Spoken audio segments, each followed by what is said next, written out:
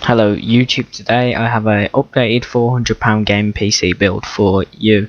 So this is more of a gaming build than the last one. The last one was more of a overall build where it could render quite quickly, as it had 6 cores and things like that. This is more of a gaming build and you'll be able to play all games at 1080p high to ultra settings with this graphics card and CPU.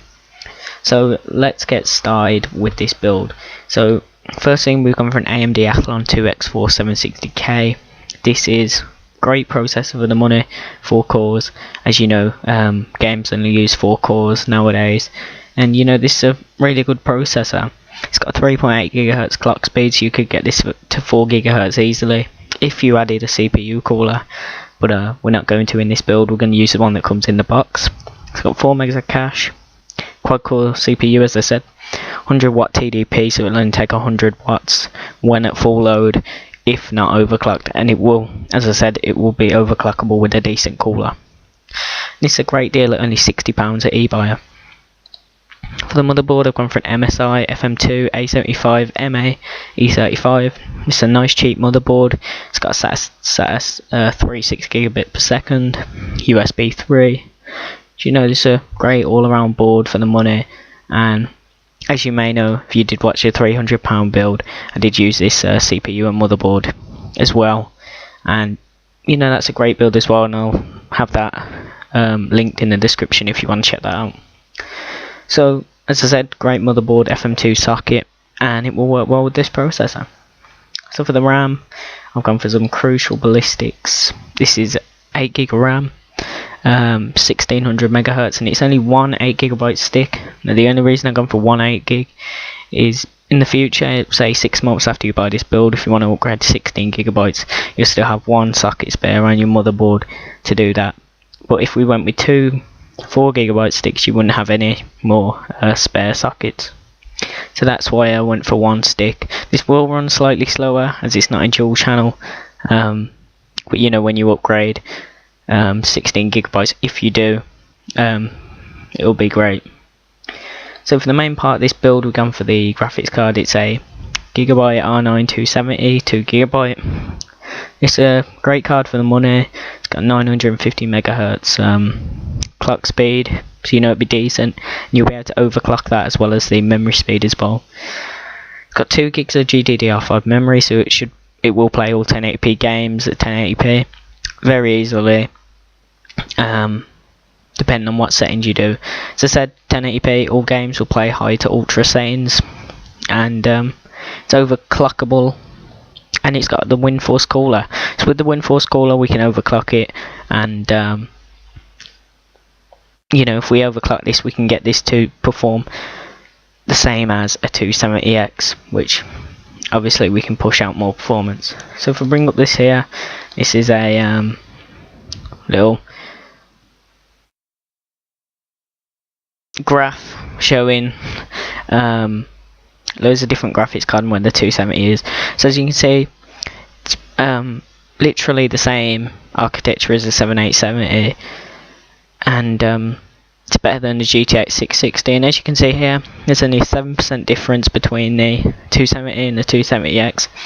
So if you can squeeze out 7% more performance, that will perform the same or better than a 270X, if depending on what you do. But there, as you can see, it just shows it all. So that's it for that graphics card, and that's a great deal at £137 at Dabs. Now for the case, I've gone for a Cooler Master Elite 430. This is mainly because I did used to go with Fractal Design Core 1000s for these cheapish builds, but I thought I'd have a change, as many people are using this as a full gaming build and will want LEDs and a slide window and things like that. So this is a great case for the money. It's ATX, it's got blue LEDs, blue LED fans, so it will look nice through the window, and it does have a big side window on the side, so you'll be able to see your motherboard and things like that. And I just figured, if you're a gamer, you may want to look inside your PC a lot. Then for the hard drive, I've gone for a 1TB Western Digital Caviar Blue. This is This drive has 64 megs of cache, so it'll be reasonably fast. 7200 RPM, reasonably fast speed, and it will be enough space for your pictures, music videos, OS, and even games. Now, if you want to sort of compare this to an Xbox One or a PS4, they both come with 500 gigs of storage. So with this 1 terabyte, you'll be able to store more games and things like that. Now, for the last part of the build, going for an XFX Pro Series 450 watt PSU. Now, this is enough to power the build.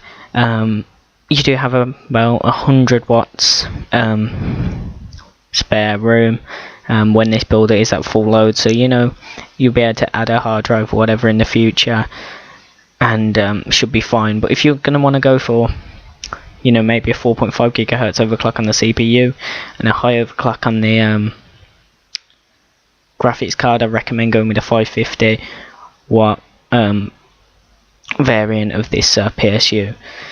And that's only £34 for the 450 watt. If you do want to upgrade to the 550, that will run you £49. This is 80 plus bronze as well, so you know it's efficient, save you a bit of money on the power bill, and it's reliable as well. So that's it for this build. Totals out of £411.46. We have gone slightly over budget, but to get the R9 270, that's a great price. Now, you may notice I haven't included the DVD drive with this build. That's because, you know, it's about £15 onto the budget. If you want to go buy one, you can, but you can install Windows through a USB, get all your drivers online and things like that. So really you don't need one, but if you want one, you can get one for around £15. And there's no OS installed. That's because you can install Ubuntu, as you can get Steam on there, or you can go for Windows and just get a free version of that. Now, there are ways of obtaining it through pirating, but I do recommend a full license, and if you do want to buy a full license, that will run you about £70. So that's it for this build, guys. Hope you found this helpful. Maybe you had got some advice if you want to try and make your own PC build, and please subscribe, that would help. Like this video if you want to see more like this, so I'll have different budgets and do builds for that price. Then I'll also have a budget build playlist down in the description, which you can check out, take you all to all my rest of the builds, and thank you for watching.